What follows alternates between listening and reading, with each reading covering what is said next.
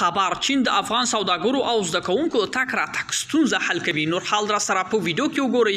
په سلامونو محرکلی کوم چین ژمنه کړې چې د افغان او چین ترمن تک راتګ ستونزې به اسانوي. په چین کې د افغان سفارت ویلي چې چین د بهرنیو چارو وزارت د جنوبي اسیا څانګې له مشر سره کتلي او افغان وګړو پر ستونزو خبرې ورسره کړې دي. په دې لیدنه کې د چین د آریا هوایي شرکت پروازونو پیل او دغه راز د افغان وګړو او زده کوونکو تک راتګ پر ستونزو خبرې شوې دي.